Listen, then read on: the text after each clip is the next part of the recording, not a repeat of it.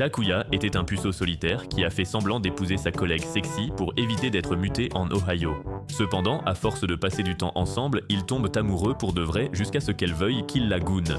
Tout commence un jour de rush à l'agence de voyage de Takuya où il a du mal à suivre le rythme car son cerveau rame comme un vieux Samsung. C'est alors qu'il remarque sa collègue sexy, nommée Rika, qui lui lance un regard noir, ce qui le fait sursauter car il ne sait pas parler aux filles. Après avoir galéré à faire le travail pour lequel il a été embauché, le gars finit sa journée et rentre chez lui où il se plaint à son chat de n'avoir aucune meuf alors qu'il frise la trentaine. Le lendemain au travail, il voit Rika le fixer à nouveau et panique, pensant qu'elle va le gronder parce qu'il glande. En réalité, Rika est une solitaire bizarre tout comme lui et elle a la mauvaise habitude de fixer les gens sans s'en rendre compte. Elle n'a pas non plus de vie sociale et la seule chose qui la rend un peu heureuse est de feuilleter des cartes et des atlas. Le lendemain au travail, les employés apprennent que leur agence ouvre une nouvelle succursale en Alaska et que l'un d'eux sera nommé gérant. La seule condition est d'être célibataire, mais bien qu'il n'ait aucune meuf, Takuya refuse immédiatement, disant qu'il doit s'occuper de son chat. Cependant, leur manager, Asako, lui dit de reconsidérer car il est le plus expérimenté et le plus apte pour le poste. Plus tard, il surprend ses collègues marmonnés qu'ils ne veulent pas aller en Alaska jusqu'à ce que l'un d'eux suggère de se marier pour ne pas être choisi. C'est comme un rêve pour Takuya dont la vie sociale commence et s'arrête à son chat. À son insu, Rika vit le même dilemme car elle ne veut pas quitter le confort de son appartement et encore moins le pays. Le week-end, Takuya croise Rika au parc et en passant, il lui dit qu'il va démissionner. Elle devine que c'est parce qu'il ne peut pas laisser son chat et Takuya confirme, disant qu'il a élevé cette petite bête avec tant d'amour qu'il ne peut pas l'abandonner. Rika demande s'il a une petite amie pour s'occuper du chat, mais le gars bug en entendant le mot petite amie et part brusquement. Soudain, Rika l'arrête et lui dit nonchalamment qu'il devrait se marier pour qu'il n'ait pas à démissionner. Mais son cerveau de puceau n'arrive même pas à concevoir l'idée du mariage. Elle explique qu'elle ne veut pas aller en Alaska et comme il ne veut pas laisser son chat, il devrait faire semblant d'être fiancé pour rester ici. Takuya craint que ça ne marche pas, mais elle ajoute qu'ils n'ont aucune vie sociale et que tout le monde s'en fiche. Comme la succursale de l'Alaska ouvre dans un an, ils n'ont qu'à dire qu'ils se marient dans un an et prier pour que tout le monde oublie. Takuya veut absolument garder son job et son chat, alors il accepte de suivre le plan. Le lendemain, ils informent Asako de leur mariage, ce qui est naturellement un choc pour elle. Rika lui demande même de ne rien dire, car ils veulent rester discrets, mais elle s'emballe, ce qui les rend tous deux nerveux. Cependant, Rika assure à Takuya qu'elle gérera la situation, car c'était son plan au départ. Plus tard, Asako demande au tourtereau de rédiger un dossier. Ils travaillent donc jusqu'au soir pour le finir. Bizarrement, Asako leur dit de venir au restaurant pour rendre leur travail, mais là-bas, ils voient que tout le monde leur a organisé une fête de fiançailles surprise. N'ayant pas le choix, ils sont forcés de jouer les couples. Alors, Rika prend une bouteille de champagne et va s'isoler pour se ressourcer. Pendant ce temps, tout le monde entoure Takuya et lui demande s'il a conclu ou non, ce qui le rend nerveux. À ce moment-là, Rika, ivre, revient et prend le micro, remerciant tout le monde pour cette fête surprise. Elle se met alors à chanter plus mal que Taylor Swift et ils regrettent tous d'être venus. Ensuite, Takuya raccompagne Rika, mais elle ne tient plus debout et tombe dans ses bras, ce qui l'embarrasse tant qu'elle rentre seule en courant. En la voyant partir, Takuya réalise qu'il l'a laissé tout porter alors qu'il aurait dû l'aider et il se sent pathétique. Le lendemain, Rika se rend seule dans un parc à thème pour inventer une histoire sur le début de leur relation. Cependant, Takuya la surprend en arrivant et en disant qu'il va l'aider aussi, ce qui lui réchauffe le cœur. Plus tard, dans la grande roue, Rika dit qu'elle a trouvé des bagues assorties, ce qui rendra leur histoire plus crédible. Voir les bagues fait battre le cœur de Takuya, mais Rika met la sienne et lui demande de la demander en mariage pour son journal. Au début, le gars commence à transpirer, mais il prend ensuite son courage à deux mains et décide de se lancer. Même quand les mots lui viennent, il n'arrive pas à les dire car il craint que cela ne change tout entre eux. Il s'excuse alors et demande plus de temps, et Rika lui dit de ne pas s'en faire. Elle ajoute qu'elle attendra le temps qu'il faudra pour qu'il fasse sa demande, ce qui fait rougir Takuya. Le lendemain, Takuya voit sa chatte Tama jouer avec sa chemise d'hier, se demandant si l'odeur de Rika l'attire. Il n'a toujours pas mis la bague et n'a même pas pensé à une demande, ce qui lui donne l'impression d'être un lâche. Pour chasser ce sentiment, il décide de mettre la bague, mais malgré tous ses efforts, il n'y arrive pas. Pendant ce temps, Rika se rend à la plage, loin de chez elle, et adore vraiment l'expérience. Mais quand elle voit un vrai couple derrière elle, elle se sent soudainement mal à l'aise car elle s'est tellement amusée dernièrement, ce qui n'est pas du tout dans ses habitudes. Elle repense à tout ce qui s'est passé ces derniers temps. C'est alors qu'elle reçoit un message d'une ancienne connaissance qui aimerait la rencontrer. Déjà épuisée, elle prend l'air pour recharger ses batteries sociales avant de répondre qu'elle n'est pas en ville.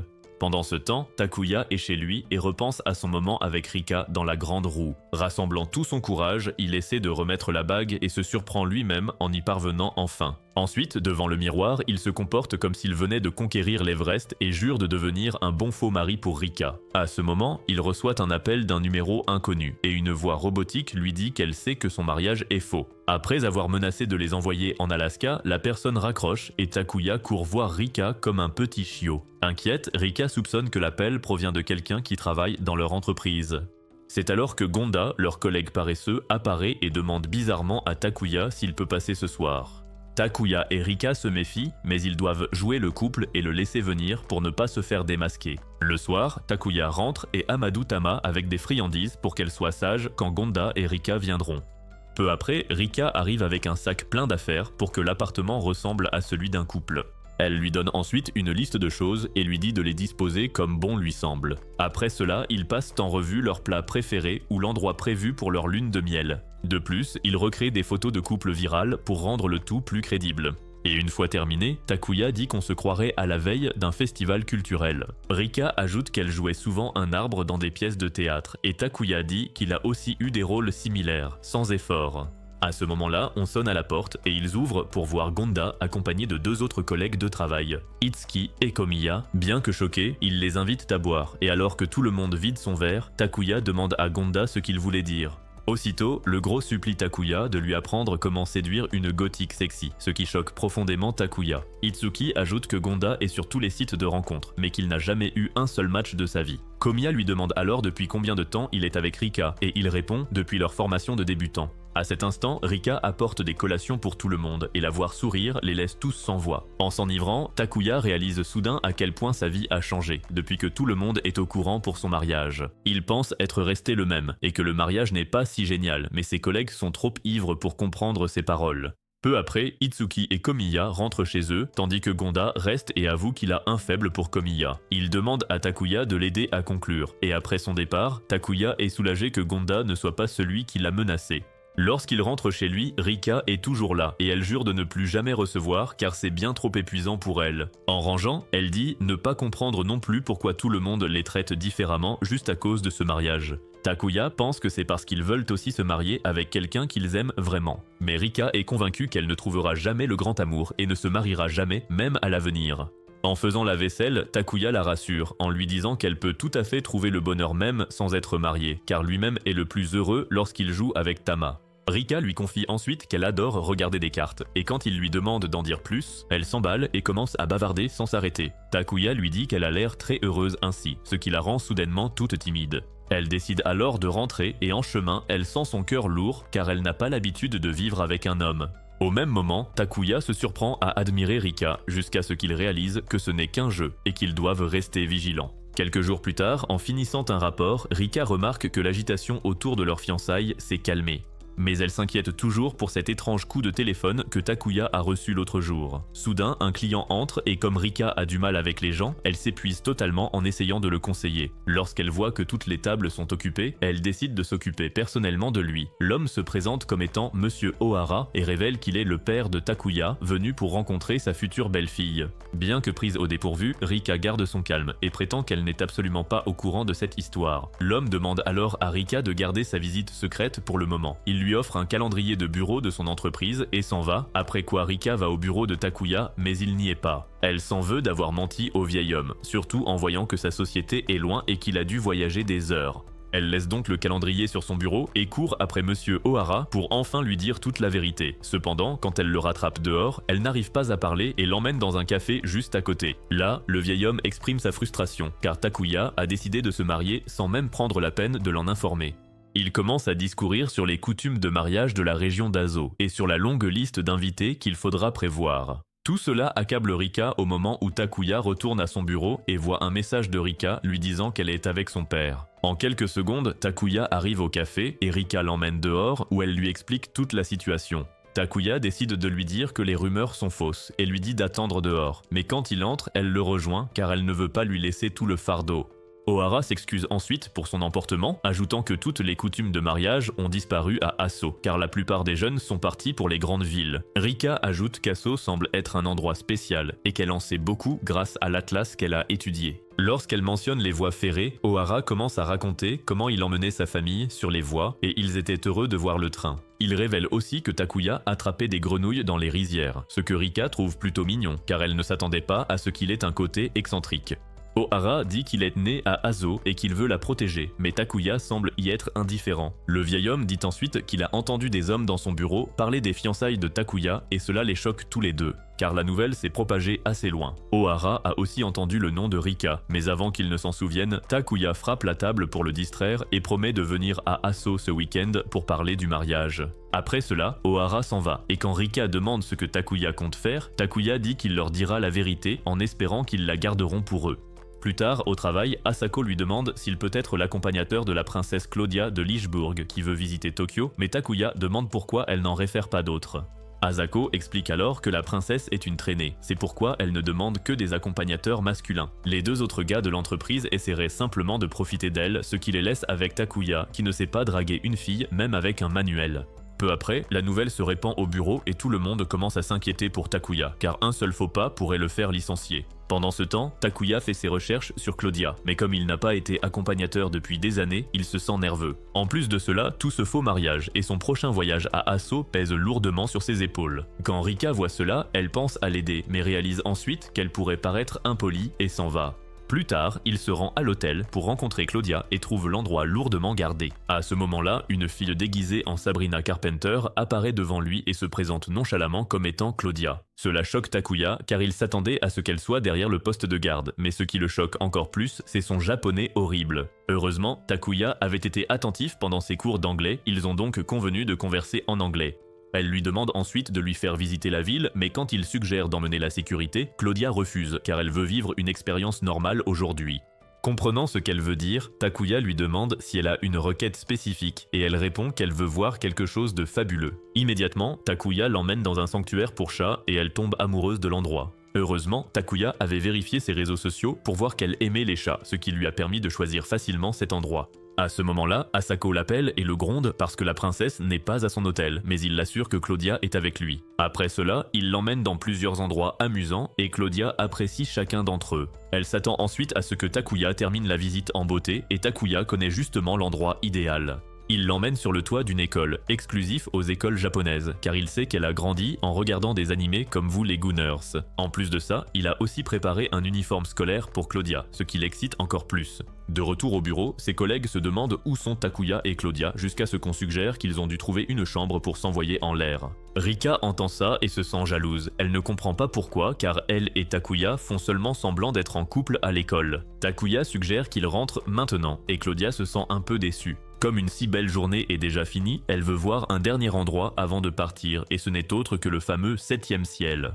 Peu après, Rika va à l'appartement de Takuya pour laisser un paquet, mais en arrivant devant la porte, elle voit que c'est allumé. Elle regarde par la fenêtre et voit Claudia à l'intérieur, ce qui lui fait se demander si Takuya va vraiment se faire goûter la saucisse ce soir. Alors qu'elle manque de se faire prendre, elle se cache sous la fenêtre et décide de partir, car ça ne la regarde pas. Mais la curiosité l'emporte, car elle veut vraiment savoir pourquoi Takuya a emmené Claudia chez lui. Juste au moment où elle entre, Claudia est soudainement attaquée par Tama et tombe sur Takuya. Rika voit ça et lui dit d'arrêter d'amener des traînées ici, pour apprendre ensuite que Takuya a laissé plusieurs messages qu'elle n'a pas vus. Il s'avère que Claudia voulait rencontrer Rika et pensait que l'appartement de Takuya serait l'endroit idéal pour se voir. En entendant ça, Rika est gênée car elle pensait qu'il faisait crac-crac, alors qu'en réalité, Takuya avait dit à Claudia dès le début qu'il était fiancé. Claudia dit ensuite qu'elle envisage de quitter la famille royale pour s'installer avec quelqu'un qui l'aime. Quand Takuya lui rappelle qu'elle est mariée, elle révèle qu'elle préfère en fait les femmes et n'a épousé cet homme que pour des raisons familiales. Cependant, elle veut maintenant un vrai mariage basé sur l'amour, tout comme eux deux. Elle révèle aussi qu'elle passe le plus clair de son temps avec des hommes car elle ne veut pas rendre sa compagne jalouse. Mais les gens croient que c'est une traînée qui adore se faire sauter, ce qui la frustre. Elle remercie ensuite Takuya de lui avoir montré ce qu'est le vrai amour, et après son départ, le duo décide de ne pas lui dire la vérité sur leurs fiançailles. Rika s'excuse alors pour ce qu'elle a fait, mais Takuya n'a aucune idée de ce qu'elle raconte et demande pourquoi elle est venue alors qu'elle n'a pas regardé son téléphone.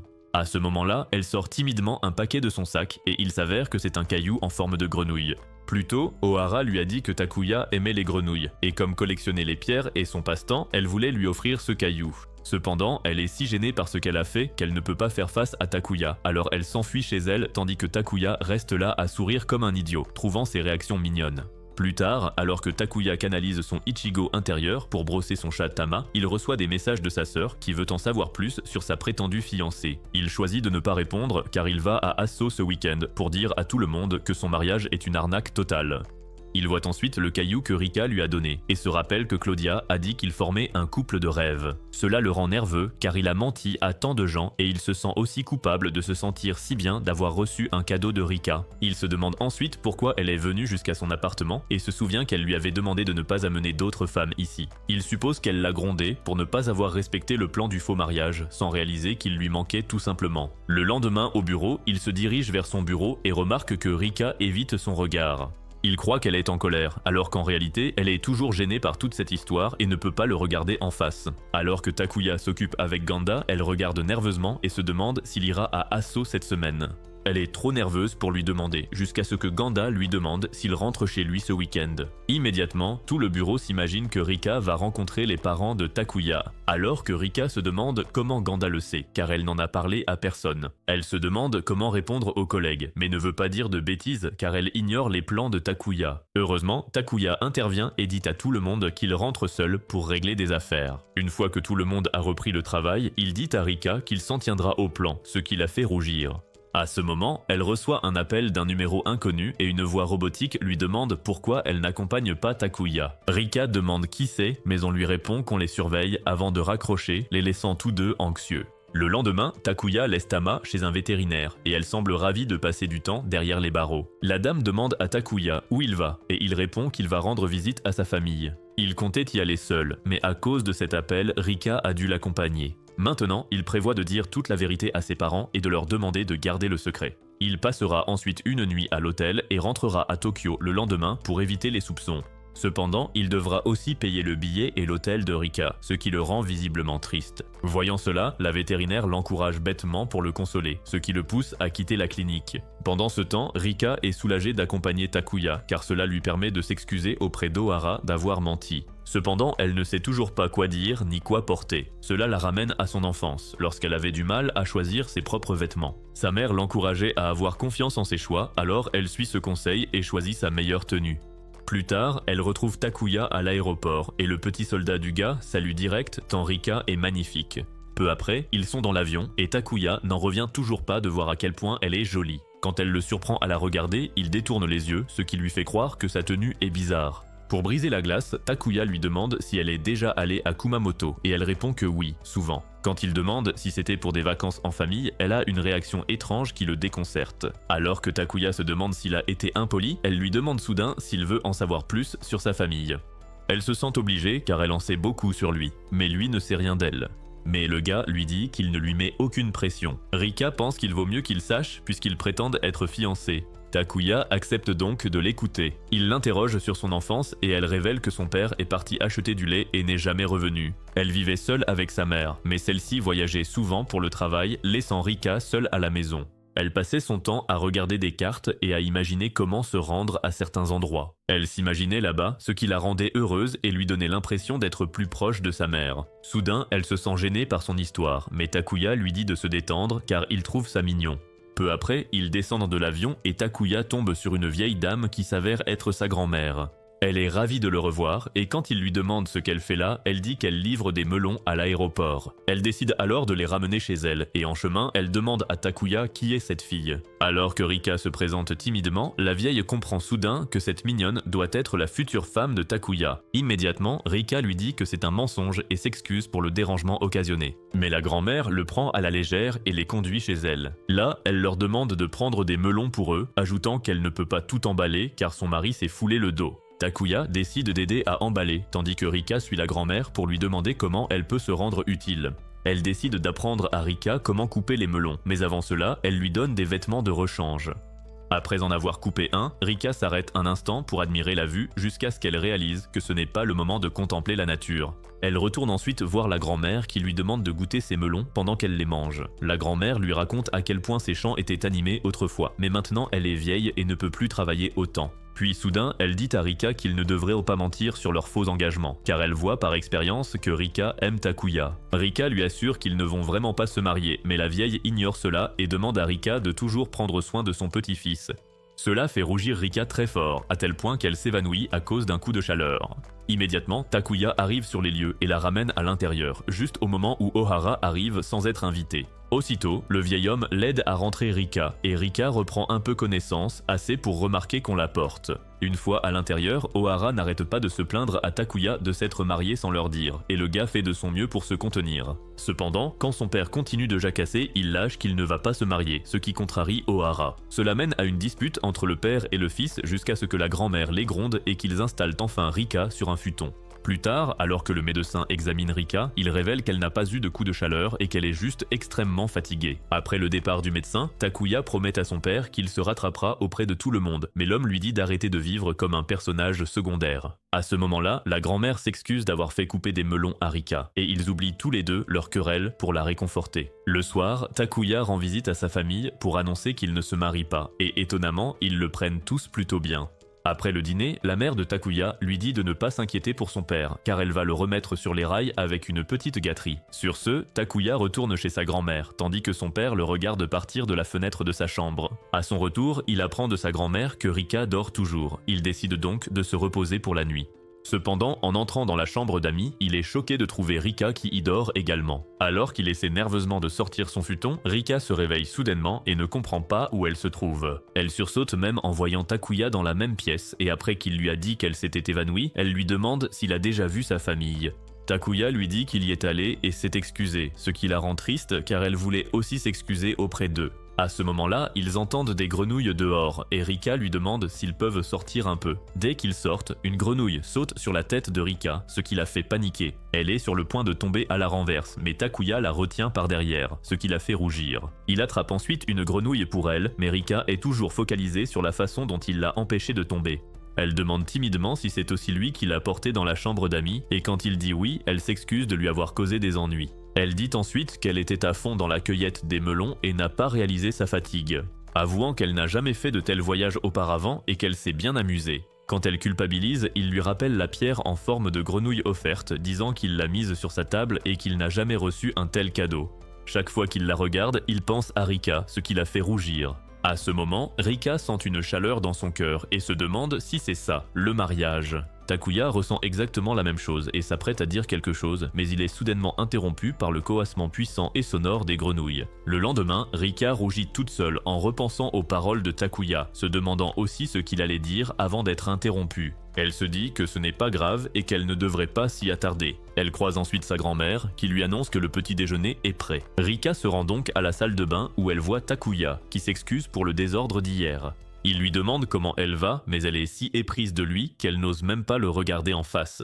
Cachant son visage derrière sa serviette, elle lui dit qu'elle va bien et qu'elle a besoin de temps, alors Takuya s'excuse et sort. Quelques heures plus tard, ils décident d'aller chez Takuya, car Rika veut aussi s'excuser auprès d'eux. En marchant, Rika remarque les cheveux soyeux de Takuya et se demande quel effet cela ferait d'y passer ses mains. Choquée par sa propre intuition, elle devance Takuya pour chasser ses pensées, mais il lui dit qu'ils doivent aller à droite, ce qui l'embarrasse. Peu après, ils arrivent chez Takuya, où Rika s'excuse personnellement pour la confusion qu'elle a causée.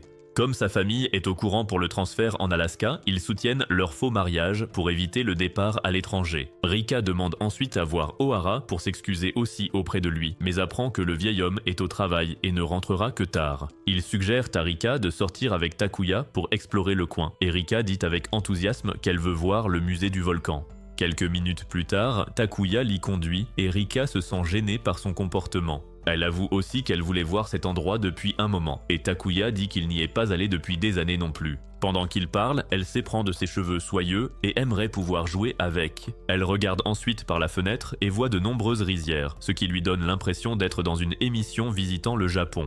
Peu après, ils arrivent au musée et l'excitation est visible sur le visage de Rika. À l'intérieur, ils explorent les sections et regardent même un documentaire sur le volcan, ce qui la rend vraiment heureuse. Enfin, ils vont sur un balcon avec vue sur les montagnes et Takuya est choqué d'apprendre que Rika en sait plus que lui sur l'endroit. À ce moment, il remarque des gamins en voyage scolaire qui courent partout et l'un d'eux bouscule Rika, la faisant tomber dans les bras de Takuya. Leur professeur a vraiment du mal à les calmer, alors Takuya décide de leur montrer pourquoi on l'appelle le Didi japonais. Après avoir calmé les gamins, Rika leur raconte l'histoire d'un dieu qui est descendu sur les monts Aso. Takuya termine ensuite par une blague de papa, ce qui fait rire tout le monde. Après avoir fait visiter les lieux aux enfants, il rentre et Takuya dit que sa sœur les déposera à l'aéroport. Il s'excuse ensuite pour ce voyage mouvementé, mais Rika dit que ça va car elle est focalisée sur les cheveux soyeux de Takuya. Quand leurs regards se croisent, elle rougit et réalise qu'elle a vécu beaucoup de choses durant ce court voyage.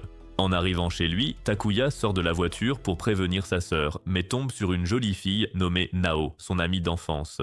Tous deux sont surpris de se voir et la mère de Takuya sort pour révéler que Nao est devenue une experte en verrerie. Rika sort aussi de la voiture, alors Takuya décide de la présenter à Nao. Quand Nao la salue formellement, Takuya la taquine, alors Nao lui tire les cheveux, ce qui le pousse à faire de même. Les voir s'amuser fait réaliser à Rika que tout ce qu'elle imaginait ne deviendra jamais réalité. Juste après, Nao lui dit qu'elle vient à Tokyo pour le travail et veut être son amie, ce qui la surprend. Plus tard, Takuya rentre chez lui et donne des friandises à son chat Tama pour se faire pardonner son absence. Il mentionne ensuite que Rika était très distante au retour, ce qui l'a surpris car il pensait qu'il s'entendrait mieux après ce voyage. Tout allait bien jusque-là et il se demande s'il a fait quelque chose pour contrarier Rika. Il est aussi content de n'avoir rien dit, pensant qu'elle l'aurait encore moins aimé s'il lui avait avoué ses sentiments. Pendant ce temps, Rika regarde son émission de voyage préférée, mais elle repense à ce que Takuya allait dire.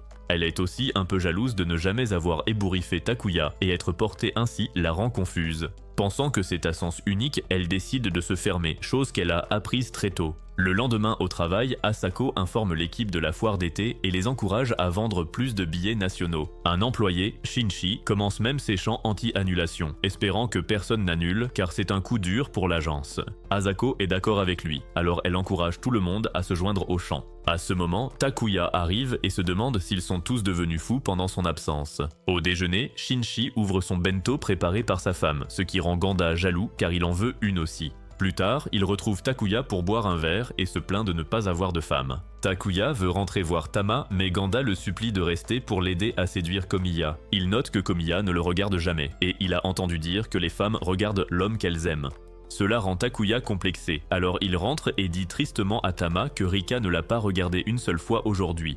Il se demande s'il a vexé Rika, ajoutant que Tama ne le regarde que lorsqu'elle veut quelque chose. Le lendemain, Takuya retrouve un bureau chaotique car Shinshi a disparu et tous ses clients se plaignent. Voyant Rika en difficulté, il lui demande si ça va et elle détourne les yeux en disant que oui. Il se demande si elle le déteste maintenant, car tout allait mieux avant leur voyage à Aso. Soudain, un jeune garçon nommé Kazuna entre au bureau, se présente comme le fils de Shinshi et demande si quelqu'un a vu son père. Komiya s'approche du garçon et lui dit poliment qu'ils n'ont pas vu Shinshi, lui demandant quand il a vu son père pour la dernière fois. Kazuna révèle que ses parents se sont disputés, que sa mère veut divorcer et que son père a disparu depuis.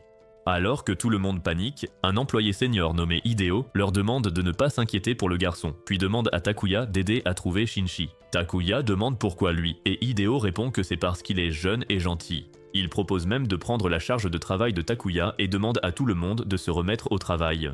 Peu après, Takuya et Kazuna partent à la recherche de Shinshi et ils n'arrivent pas à croire que Shinshi divorce alors qu'il a l'air si heureux. À ce moment-là, Kazuna révèle qu'il a compilé un carnet de toutes les cartes de visite qu'ils ont pu trouver. Ils se rendent donc dans tous les lieux un par un, mais ne trouvent toujours pas Shinshi. Quand Kazuna commence à s'inquiéter, Takuya l'emmène manger un morceau, mais il ne sait pas comment lui remonter le moral. Kazuna croit que son père est parti chercher du lait et ne reviendra pas, alors il se met à pleurer en disant qu'il veut que tout redevienne comme avant.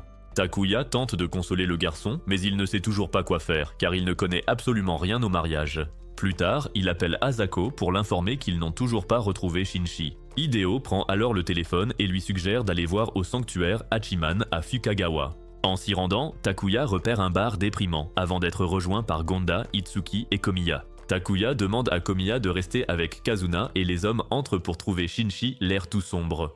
Apparemment, il a perdu la tête, car il utilise une gomme pour effacer les papiers du divorce que sa femme lui a donné, ce qui les angoisse tous. Quand la gomme se casse, Shinji perd les pédales et s'enfuit du bar, sans se rendre compte que son fils est là aussi. Hideo et Asako les rejoignent également, et ils décident de se séparer pour le chercher, tandis que Komiya court après Kazuna. Peu après, les hommes trouvent Shinji dans un arbre agissant comme un gorille, mais malgré tous leurs efforts, ils n'arrivent pas à l'attraper. Pendant ce temps, Kazuna court toujours quand Rika arrive et l'arrête, alors il se met à pleurer dans ses bras. Cela lui rappelle sa propre enfance. Quand ses parents se sont séparés, alors elle demande au garçon de tenir bon, car son père reviendra bientôt. À ce moment-là, Shinji bondit sur Hideo comme un singe, mais le vieil homme l'assomme d'un coup de poing et lui dit de rentrer chez lui. Shinji se met à pleurer, disant qu'il ne veut pas, ajoutant aussi qu'il ne se serait jamais marié s'il avait su à quel point c'était dur. Après cela, il le raccompagne jusqu'à ce qu'il tombe sur Kazuna, qui court immédiatement dans ses bras et se met à pleurer. Il s'avère que Shinji avait apporté un cadeau à sa femme pour leur anniversaire, mais il ne s'attendait pas à ce qu'elle lui remette les papiers du divorce, car il ne s'était jamais disputé auparavant. Cela l'a vraiment choqué, à tel point qu'il a régressé jusqu'à ses ancêtres les singes. Quelques jours plus tard, Asako annonce un concours de décoration entre les agences, encourageant tout le monde à faire de son mieux pour gagner. Cependant, elle remarque que l'ambiance est assez morose, car personne ne s'est remis de ce qui est arrivé à Shinji. L'homme a pris quelques jours de congé pour se consacrer à sa famille, et alors que tout le monde se demande ce qui n'a pas fonctionné, Hideo pense que Shinji était trop concentré sur son propre bonheur, pour voir ce que sa femme traversait. En entendant cela, tous disent qu'il vaut mieux ne pas se marier, sauf Gonda qui veut renifler les aisselles de Komiya. Itsuki dit à Takuya d'être vigilant aussi, ignorant qu'il est anxieux car Shinji est toujours si gentil et respectable. À ce moment, il va au débarras et voit Rika porter un carton lourd, puis il se précipite pour l'aider. Il remarque qu'elle est encore distante, alors il lui demande ce qu'il transporte pour briser la glace. Elle dit que c'est un canoë pour le concours d'étalage et en le sortant, elle espère que Shinji et sa femme s'arrangeront pour leur fils. Takuya craint que tout ce qu'il dira n'aggrave les choses, alors il décide de ne pas répondre. À son insu, Rika vit le même dilemme et sa seule solution est de se déconnecter. Soudain, elle entend quelqu'un l'appeler et en se retournant, elle voit Nao qui semble anxieuse et a besoin d'aide.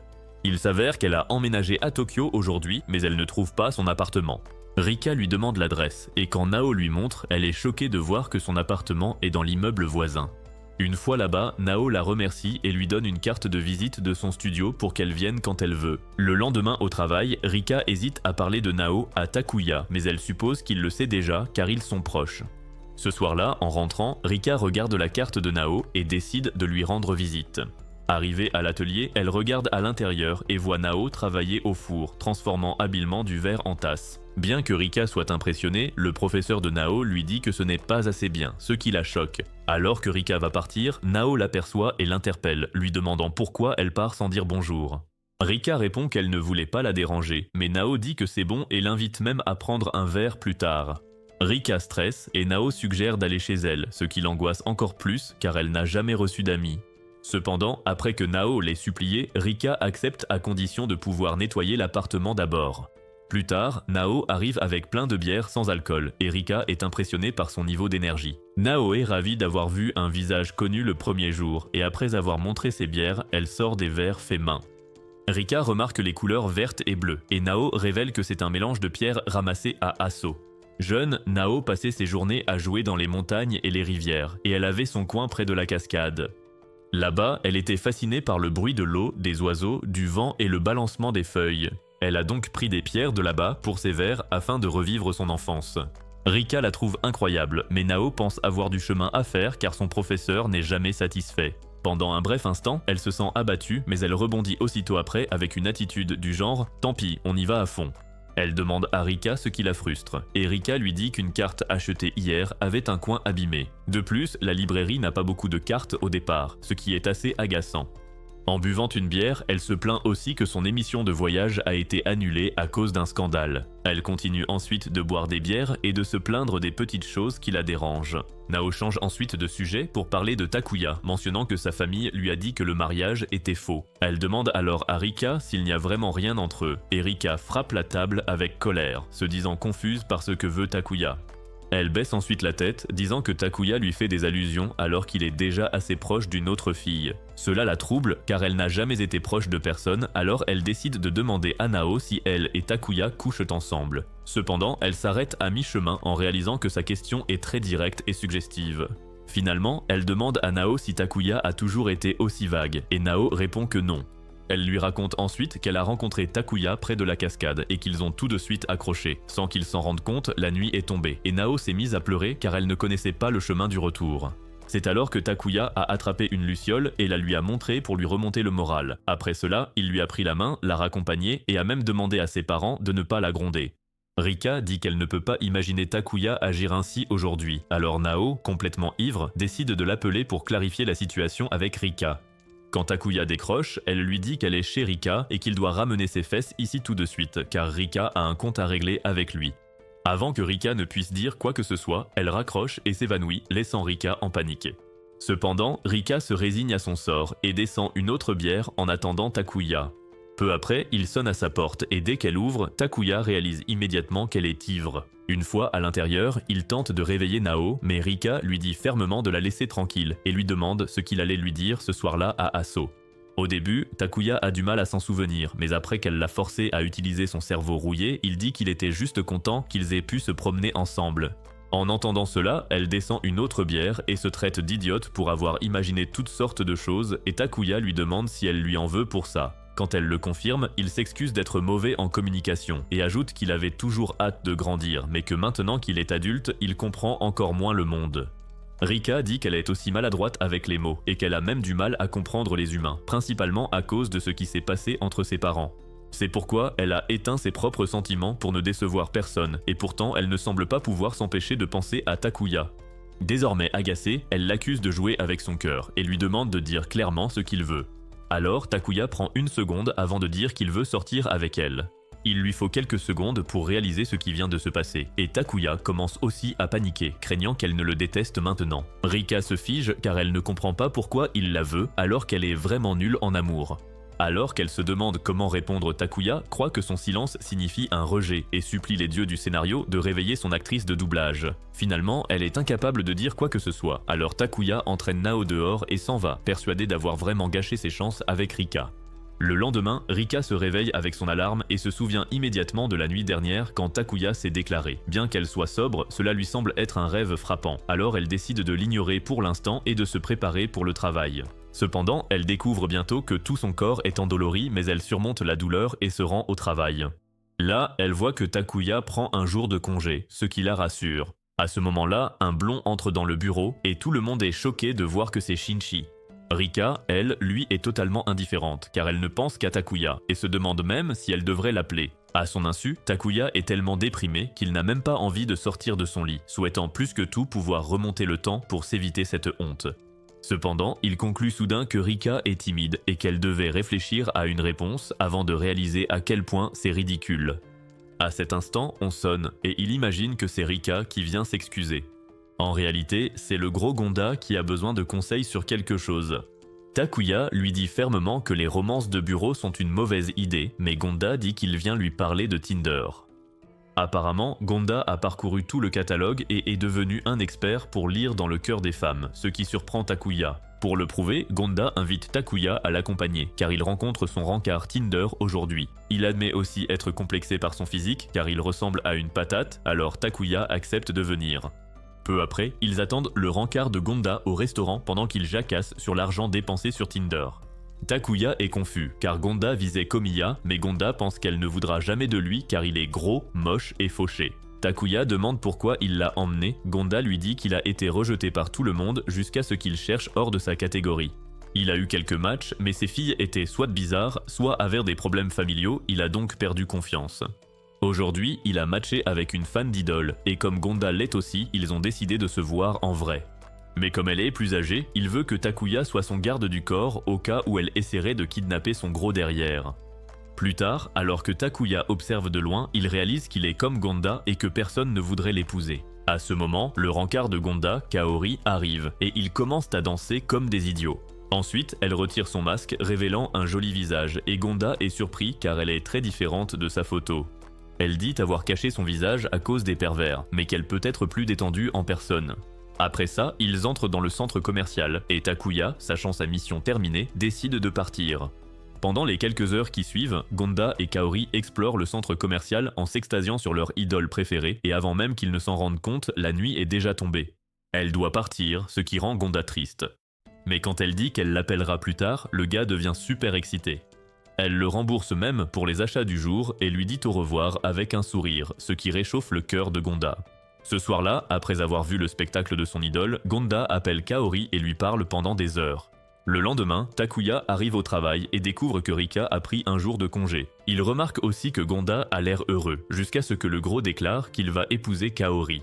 Le soir, il emmène Takuya boire un verre et lui demande conseil pour sa demande en mariage. S'étant précipité pour sa propre demande, Takuya pense que c'est une mauvaise idée et lui demande pourquoi il veut tant se marier, surtout quand tant d'autres préfèrent le célibat. En réponse, Gonda commence à déblatérer sur son père, un homme à problème qui se disputait sans cesse avec sa mère pour l'argent, et sur son frère aîné, son seul réconfort. N'ayant jamais eu de foyer chaleureux, il a fini par désirer ardemment une vraie maison et une famille aimante, et c'est pour cela qu'il a si hâte de se marier. Il pense que Kaori est la fille idéale pour lui, mais il se sent aussi complexé d'avoir de tels rêves car il ressemble à un pilon de poulet géant. Malgré cela, Takuya lui dit de tenter sa chance et lui offre tout son soutien, ce qui lui donne la confiance dont il a besoin. Le soir même, Gonda appelle Kaori et lui demande de le voir de toute urgence. Une fois réunis, Gonda lui dit directement qu'il veut sortir avec elle et se marier, et elle devient soudainement inexpressive, ce qui le rend nerveux. Elle lui demande alors de l'accompagner, et alors qu'ils prennent un bus pour Dieu sait où, elle garde la tête baissée, ce qui inquiète Gonda encore plus. Finalement, elle l'emmène dans la garderie où elle travaille, lui demandant s'il est vraiment sûr de vouloir être père et travailler en même temps, car elle est déjà mère célibataire. En réalisant cela, Gonda se fige sur place, alors Kaori lui dit de ne pas se forcer et s'en va. Plus tard, Gonda retrouve Takuya et admet que le fait qu'elle soit mère célibataire ne le dérange pas et qu'il a juste paniqué sur le moment. Après cela, il décide de reparler à Kaori, mais au travail, il réalise qu'il ne gagne pas assez d'argent pour subvenir aux besoins d'une famille. Malgré tout, il envoie un message à Kaori pour la voir dans un restaurant car il veut lui parler une dernière fois. Cependant, Kaori envoie son amie Ichika à sa place, car elle ne pouvait pas venir aujourd'hui, et elle apporte un message de Kaori disant « Ne t'en fais pas ». Gonda lui demande si Kaori ne l'aime plus, mais Ichika dit qu'elle ne peut pas le dire, bien qu'il lui serait impossible de subvenir aux besoins de Kaori et de son fils. Plus tard, il retrouve Takuya et dit qu'il va arrêter de chercher à se marier et à fonder une famille car il n'est pas prêt. Il se met alors à pleurer parce que Kaori avait foi en lui et qu'il a flanché au pire moment, ce qui a dû briser le cœur de Kaori. Takuya reste là, admirant la force de caractère de Gonda, car, contrairement à lui, il n'a jamais eu le cran d'affronter Rika ou de pleurer pour elle. Pendant ce temps, Kaori est à la garderie, regardant une photo qu'elle a prise avec Gonda. Elle pense à la supprimer puisque c'est fini entre eux, mais elle n'arrive pas à se résoudre à appuyer sur le bouton. Le lendemain soir, Rika tient anxieusement son téléphone avec le contact de Takuya ouvert. Elle n'arrive pas à se résoudre à l'appeler, sachant trop bien que plus le temps passe, plus ce sera difficile pour elle. Alors qu'elle se demande quoi faire, elle voit Nao courir vers elle, et celle-ci s'excuse immédiatement d'avoir perdu connaissance chez elle l'autre jour. Rika lui demande si elle se souvient de ce qui s'est passé ce jour-là, et Nao répond qu'elle ne se souvient que des 3 premiers vers. Elle remarque alors que Rika est préoccupée par ses pensées, alors pour lui remonter le moral, Nao lui suggère de s'essayer à la verrerie. Le lendemain, Rika arrive à son atelier, nerveuse car elle n'a jamais fait cela auparavant. Nao l'accueille avec enthousiasme, promettant de l'aider et la présente même au professeur Oshi. Après lui avoir montré quelques-unes de ses créations, Oshi décide de s'éclipser, alors Nao chauffe le verre et demande à Rika de souffler dedans. Une fois qu'elle l'a fait, le verre prend une belle forme, mais c'est si épuisant pour elle qu'elle doit boire de l'eau après avoir soufflé une seule fois. Après cela, Nao lui montre comment faire la base et étonnamment, Rika suit assez bien les instructions. Plus tard, Oshi revient et lui offre une bouteille d'eau, et Rika regarde avec admiration Nao apporter les touches finales au verre. Rika s'avoue que même si elle était épuisée tout le long, s'investir autant dans quelque chose la fait se sentir bien mieux. Elle réalise aussi que se renfermer et s'investir dans une activité sont 2 choses bien différentes. Elle se renfermait autrefois pour ne pas inquiéter sa mère, mais à cause de ça, elle est devenue quelqu'un d'indécis. Elle se rappelle aussi sa mère lui disant de vivre comme elle l'entend, mais elle pense que c'est impossible pour elle. Perdue dans ses pensées, Rika est sur le point de s'évanouir, mais la voix de Nao la ramène, car elle vient de finir le verre. Même s'il est de travers, Nao et Oshi trouvent ça très bien pour une première fois, et Rika devrait juste faire ce qu'elle aime. Alors qu'elle quitte l'atelier, Nao promet de lui livrer une fois qu'il aura refroidi. En rentrant, Rika reçoit un message d'une connaissance qui est venue à Tokyo et qui souhaite la voir. Comme elle a déjà vu le message, elle prévoit de la rencontrer ce week-end. Dimanche, elle met sa plus belle robe et fait des exercices de respiration pour se calmer avant de sortir. Plus tard, alors qu'elle attend nerveusement au restaurant, sa mère arrive et commence aussitôt à parler de son travail. Avant que Rika ne puisse dire un mot, sa mère sort une veste qu'elle lui a achetée et la force à l'essayer. Rika est déjà dépassée, et même si elle voulait son avis sur l'affaire Takuya, elle choisit de ne rien dire. Sa mère l'interroge ensuite sur son travail et sa vie, et elle lui répond que tout va bien. Quand sa mère lui conseille de choisir un domaine mieux rémunéré et moins stressant, Rika répond qu'elle aime vraiment sa situation actuelle, ce qui remplit sa mère de joie. Elle approuve totalement la décision de Rika car c'est sa vie et lui conseille même de se fixer des objectifs. Rika est heureuse de la voir ainsi, et elle est étonnée par toute l'énergie qu'elle a malgré tout. En la voyant prendre des photos, Rika remarque que sa mère sait toujours quoi faire, contrairement à elle qui est en pilote automatique. Elle se sent mal car, contrairement à sa mère, elle n'a pas de grandes ambitions et se contente de regarder des cartes.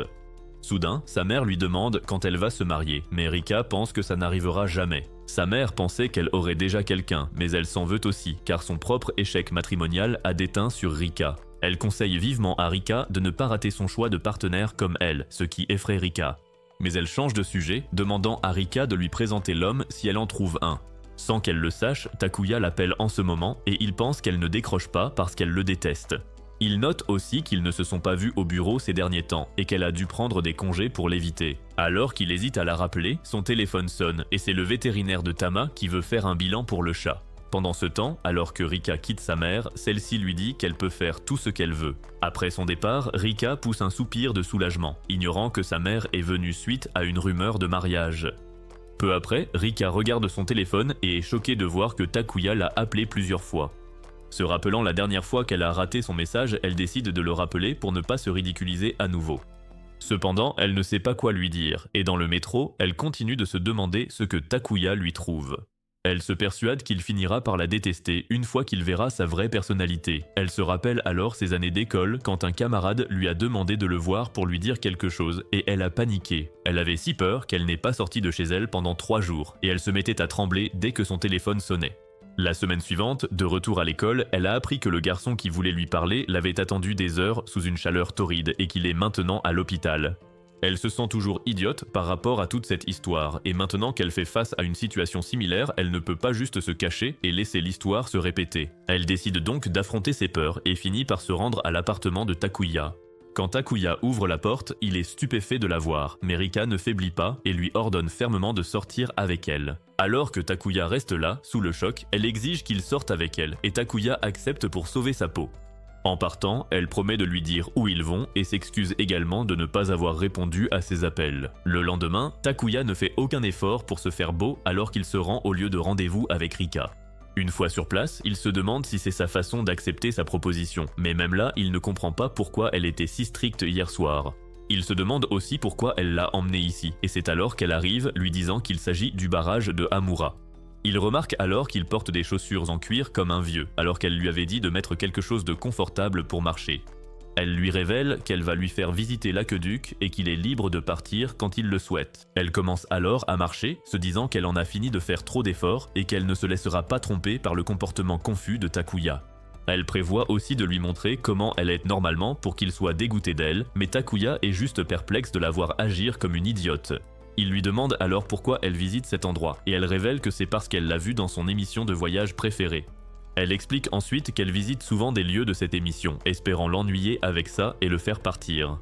Cependant, Takuya est impressionné par son dévouement et révèle qu'il regarde aussi cette émission. Elle se demande alors s'il a vu l'épisode de la semaine dernière, mais elle redevient vite sévère, ce qui rend Takuya nerveux. Alors qu'il continue d'explorer l'aqueduc, Rika marque les points sur sa carte, sous le regard admiratif de Takuya. Alors qu'elle s'attend à ce qu'il s'ennuie, le gars s'entiche d'elle de plus en plus au fil du temps. À un moment donné, il regarde dans les jumelles pour voir le mont Fuji, mais quand il demande à Rika de regarder, il voit qu'elle s'en va déjà. En la poursuivant, il lui dit que c'est bientôt l'heure du déjeuner, mais elle continue de marcher, alors il la suit en silence. Quand son ventre gargouille, Rika sort une barre protéinée de son sac et la lui donne. En continuant, ils arrivent à l'usine de traitement des eaux qui alimente la population, et Rika la regarde avec un sourire aux lèvres. Elle ferme ensuite les yeux pour sentir le vent et le bruissement des feuilles, tout en imaginant comment cette eau profite aux gens. Takuya surgit de nulle part pour partager son enthousiasme, et Rika est choquée de voir qu'il n'est toujours pas parti. Rika pensait être seule, mais maintenant elle est gênée parce qu'elle ne voulait pas qu'il voie son côté un peu ringard. Elle lui dit qu'il devrait partir s'il s'ennuie, mais il répond timidement qu'il apprécie, car il ne l'a jamais vu s'amuser autant. Cela déconcerte Rika car elle s'attendait à ce qu'il s'ennuie à mourir, alors elle se demande si cet imbécile devant elle est vraiment humain. Elle décide de le confronter, lui demandant pourquoi il s'intéresse à des activités ennuyeuses comme regarder la rivière et arroser les plantes. Avant qu'il ne puisse dire quoi que ce soit, elle dit qu'elle ne peut plus tolérer cette confusion et lui demande de ne plus jamais la revoir, à sa grande surprise. Elle accepte même d'endosser l'entière responsabilité de tout ce qui s'est passé, car elle craint vraiment la personne qu'elle devient lorsqu'elle est en sa compagnie. Bien qu'il soit blessé, Takuya respecte ses souhaits. Mais alors que le silence s'installe, Rika a soudainement envie de pleurer. Elle réalise qu'elle se referme encore car elle ne veut pas décevoir, alors elle se demande si c'est vraiment ce qu'elle veut. Enfin, elle s'avoue qu'elle n'aime pas ça et qu'elle veut être avec Takuya. Pendant ce temps, le gars hésite entre protester ou partir, admettant qu'il est un perdant qui accepte juste les choses. Réalisant qu'il n'a rien à perdre, il refuse de partir et de briser le lien spécial qu'il a avec Rika. Alors, il saisit la main de Rika pour l'arrêter et elle saisit aussi la sienne. À ce moment, ils réalisent qu'ils le veulent vraiment, alors ils se rapprochent et s'embrassent en criant intérieurement. Après ce baiser, Takuya voit Rika complètement figée et elle lui demande un instant pour digérer tout ça. Elle se rappelle qu'ils n'étaient même pas amis et qu'ils ont juste simulé un mariage par pur égoïsme. Mais des amis ne s'incrusteraient pas chez l'autre ou ne feraient pas de balade nocturne à Asso. Elle lui demande comment ils en sont venus au baiser, mais comme Takuya l'ignore, elle lui tend la carte et lui dit d'y aller seule. Elle lui assure qu'elle n'est pas fâchée avant de partir, tandis que Takuya la trouve super cool de rester si calme.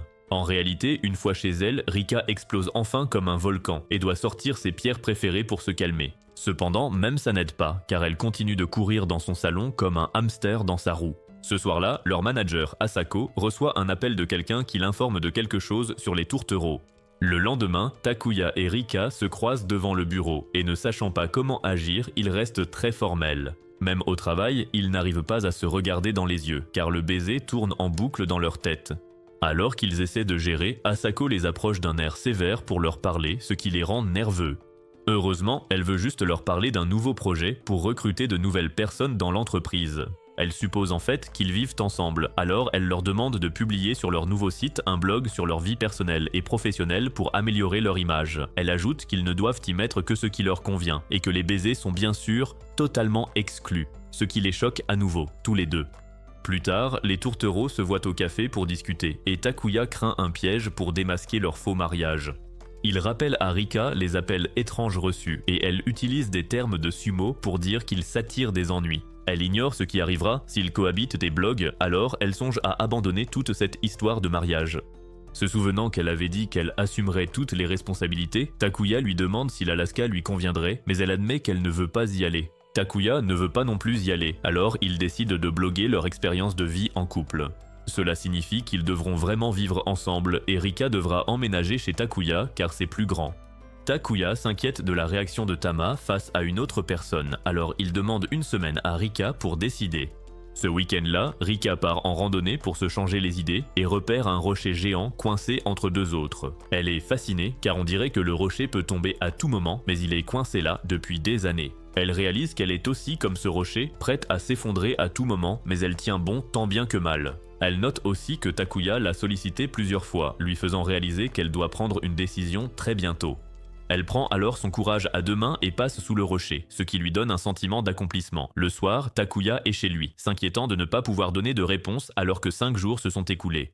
Il est d'autant plus confus qu'il ne peut jamais prédire ce que Rika va faire, et il en arrive au point où plus rien ne l'étonne.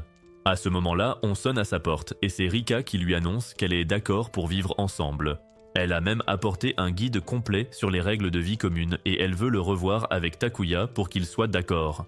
Une fois à l'intérieur, Takuya lit la première règle. Il faut lever la main avant toute action pour se protéger des imprévus. Rika ajoute qu'il devrait vivre chez Takuya pour Tama, et elle propose aussi de partager le loyer et les factures avec lui.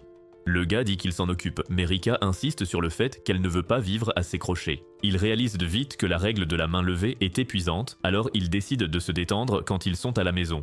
Ensuite, Rika dit qu'elle vivra dans une tente pour ne pas envahir son espace ou celui de Tama et s'installe près de la fenêtre. Takuya demande ce qu'ils feront pour le dîner, mais voyant que Rika n'y a pas pensé, il décide d'aller faire des courses et d'acheter le repas. Pendant qu'il sort, Rika reste pour monter la tente quand elle sent soudainement Tama debout derrière elle. Rika fait de son mieux pour ne pas faire de gestes brusques, pensant que Tama la détestera, mais à sa surprise, elle lui câline les pieds. Cela rassure Rika, car cela signifie que Tama l'a acceptée dans cet appartement. Peu après, Takuya revient avec le dîner et Rika sort de sa tente pour l'accueillir. Takuya lui propose de l'aider à cuisiner et Rika stresse car ils n'ont jamais défini qui ferait quelle corvée. Finalement, elle rejoint Takuya en cuisine et le gars prépare un excellent dîner sur la table en 15 minutes. Alors qu'ils sont assis, Rika demande soudainement à ouvrir la fenêtre, ce qui lui fait se demander si chez lui ça sent mauvais. En réalité, Rika a peur de sentir la sueur après avoir monté la tente. Après cela, elle goûte la nourriture et est choquée par son excellent goût. Quand elle demande ses ingrédients secrets, Takuya lui montre les épices qu'il utilise dans ses plats. Ensuite, elle s'occupe de la vaisselle, mais elle s'inquiète de l'heure du bain. Comme elle est gênée d'utiliser la salle de bain en sa présence, elle décide de rentrer chez elle un moment. Sans qu'elle le sache, Takuya se retenait aussi, alors il file à la salle de bain pendant son absence. En se rafraîchissant, il réalise que vivre seul était un luxe qu'il n'avait jamais assez apprécié. Peu après, Rika revient et Takuya lui demande ce qu'elle va faire pour se laver. Cela la fait paniquer, car elle ne peut pas utiliser la salle de bain quand il est là et encore moins prendre sa douche. En la voyant se figer, Takuya panique aussi, pensant qu'elle a du mal interpréter ce qu'il voulait dire. Pour la calmer, il lui dit qu'elle n'est pas obligée de le faire ici, car il y a des bains publics tout près à pied. En entendant cela, elle repart, mais Takuya décide de l'accompagner et après quelques achats au magasin, ils vont au bain public. Après avoir pris son temps dans le bain, Rika sort et suppose que Takuya est déjà parti. Cependant, elle est choquée de le voir l'attendre, ce qui la fait rougir. En rentrant, elle est heureuse qu'il l'ait attendue, et Takuya pense à quel point elle est jolie. Soudain, leurs mains se touchent, et ils reculent vite, se demandant s'ils vont coucher ensemble ce soir. De retour dans leur chambre, assis l'un face à l'autre, Rika lui dit bonne nuit et éteint, mais Takuya ne peut pas dormir, car il s'attendait à ce qu'il se passe quelque chose. Pendant ce temps, Rika ne dort pas non plus, car elle a envie de passer à l'acte, mais elle a trop peur pour faire quoi que ce soit. Alors que Takuya prend son téléphone pour demander quelle est leur relation, il réalise que c'est trop direct. À ce moment, Rika lui envoie un message pour savoir s'il dort, et il répond que non. Maintenant, ils paniquent tous les deux, car ils ne savent pas comment continuer, et ils tapent un message suggestif, mais ont trop peur de l'envoyer. Soudain, Rika sort de sa tente, affirmant qu'il y fait trop chaud, alors ils vont sur le balcon pour se rafraîchir. Là, ils réalisent que c'est trop difficile et que tout serait plus simple s'ils se mariaient pour de vrai. Quelques jours plus tard, ils soumettent leur blog à Asako et elle trouve ça si passionnant qu'elle aimerait avoir un mari elle aussi. Elle leur demande ensuite de continuer le blog pendant 1 mois de plus, après quoi elle va voir le vilain manager de l'autre succursale et lui confirme que Rika et Takuya sont vraiment fiancés. Le gars dit qu'il n'en a jamais douté, mais le siège voulait une confirmation, c'est pourquoi il l'a fait enquêter. Ils choisissent ensuite un autre candidat pour l'Alaska et Asako est triste car elle ne veut perdre personne de son équipe. Peu après, la rumeur court que Ganda est choisi comme manager de la succursale d'Alaska et toute l'équipe commence à le consoler. Quand Takuya l'apprend, il se sent terriblement mal car quelqu'un d'autre est sacrifié à cause de ses fausses fiançailles. Ce soir-là, en préparant le blog, Rika lui demande si la rumeur est vraie, mais Takuya reste silencieux. Plus tard au lit, Takuya s'en veut, car il n'avait pas pensé que leur plan nuirait à quelqu'un d'autre, et Rika vit le même dilemme. Rongé par la culpabilité, Takuya voit Asako le lendemain et décide de lui dire la vérité, mais après s'être rappelé les moments mignons avec Rika, il hésite. Cela le ramène à son enfance, quand sa mère lui avait confié de l'argent, mais qu'il l'avait utilisé pour s'acheter à manger. Plus tard, il a menti à sa mère, mais s'est fait prendre, ce qui lui a valu une bonne réprimande de sa part. Aujourd'hui, il a l'impression de ne pas avoir grandi, alors il s'incline et s'excuse auprès d'Asako, lui disant qu'il a simulé ses fiançailles pour ne pas aller en Alaska. Il se porte même volontaire comme punition, mais Asako lui dit calmement de la suivre, l'emmenant au débarras où il voit Rika. Il s'avère que Rika avait déjà dit la vérité à Asako et s'était aussi porté volontaire pour l'Alaska. Au lieu de s'énerver, Asako comprend parfaitement pourquoi ils l'ont fait et leur dit que personne n'ira en Alaska car c'est elle qui y va. Ils sont tous deux choqués de l'apprendre, mais elle leur dit de se détendre et de se remettre au travail. Plus tard, Asako les emmène en promenade où ils expriment tous deux que l'entreprise sombrera dans le chaos sans elle. Cependant, Asako les rassure en disant que tout ira bien car ils sont tous compétents et elle a hâte de faire ce voyage. Elle révèle qu'elle adorait voyager à travers le monde quand elle était jeune, mais depuis qu'elle a ce travail, elle reste enfermée au bureau. En plus de ça, elle doit aussi être une bonne épouse et une belle fille modèle, et même si elle ne déteste pas cette vie, elle veut faire plus. Plus tard, en rentrant, Takuya pense que même si Asako leur a dit tout ça, elle a pu prendre cette décision de façon désintéressée pour ses employés. Même alors, une fois rentrés, Takuya et Rika retirent leurs alliances, car ils n'ont plus besoin de jouer la comédie. Rika dit que c'est pour le mieux, car leur plan aurait fini par s'effondrer et Takuya est d'accord, disant qu'il devrait mettre fin au mensonge. Après cela, ils dressent une liste des personnes à informer, ainsi que le prix des cadeaux de mariage qu'ils ont reçus. Plus tard, en nettoyant l'appartement, ils se rassurent en se disant que le mariage serait encore plus difficile que cela. Ils en arrivent à la conclusion que le mariage est une arnaque, alors qu'en réalité, ils sont tous les deux tristes que ce soit fini. Peu après, vient le moment de se séparer et Rika s'éloigne froidement pour cacher les larmes qui coulent de ses yeux. Pendant ce temps, Takuya la regarde s'éloigner, mais il ne peut pas la laisser s'échapper, alors il court après elle pour l'arrêter. Il lui dit qu'ils ne sont ni amis ni collègues, et après avoir pris une grande inspiration, il lui demande si elle veut l'épouser quand même. Rika répond fermement oui, ajoutant que même s'ils n'ont jamais eu de rendez-vous ou de rencontre fatidique, elle veut l'épouser. Cependant, elle s'adoucit pour lui demander s'il l'aime vraiment, affirmant qu'elle est bizarre et qu'elle ne comprend pas pourquoi on voudrait d'elle. Takuya affirme avec assurance qu'il est amoureux d'elle, alors Rika déclare qu'elle l'aime aussi. Elle dit aussi qu'elle a toujours vu le mariage comme une ligne d'arrivée, mais maintenant elle voit que c'est le début de quelque chose de beau. Le lendemain, ils se retrouvent, et Takuya lui demande officiellement si elle veut l'épouser. Rika accepte avec un sourire, et après avoir mis les bagues, elle suggère qu'ils s'excusent auprès de tout le monde à l'agence. Une fois là-bas, tout le monde hésite entre être contrarié ou les féliciter. Cependant, Asako arrive et leur dit de se remettre au travail. Plus tard, alors que Takuya nettoie son appartement, il reçoit un appel de l'inconnu mystérieux, qui le félicite pour ses fiançailles réelles cette fois. Ensuite, Takuya reçoit un SMS de Rika qui dit avoir eu des légumes en trop en solde et qu'il peut en avoir. Immédiatement, il part la rejoindre à la gare, et le gars la repère de loin car elle brille plus fort qu'une ampoule. Il commence à rougir en réalisant qu'elle sera sa femme, et alors qu'il lui fait signe de loin, Rika se sent chanceuse d'avoir un fiancé comme lui. Alors qu'ils marchent, Cupidon les mitraille tous les deux et plus tard, au restaurant, Rika parle d'une île découverte sur les cartes tandis que Takuya écoute attentivement. Après des heures de bavardage, ils réalisent à quel point ils aiment être ensemble et même rentrer à pied est un paradis pour eux. En chemin, Takuya suggère de couper par le parc, alors Rika lui demande de lui tenir la main. Bien que cela le rende nerveux, il se lance et ils rentrent joyeusement chez eux. Dans les jours suivants, leurs familles apprendront leurs fiançailles et leur blog atteindra même les 4 coins du monde. Quelques jours plus tard, il visite l'atelier de Nao et lui annonce la nouvelle, et elle saute immédiatement dans les bras de Takuya d'excitation. Après cela, ils vont chez le vétérinaire pour le contrôle de Tama, et tout se passe pour le mieux. Le lendemain, Rika se réveille dans son appartement, et après s'être préparée, elle retrouve Takuya chez lui. Là, ils partagent un doux baiser et vivent heureux pour toujours. C'est tout pour cette vidéo. Laissez un j'aime si vous avez apprécié et regardez cette vidéo à l'écran.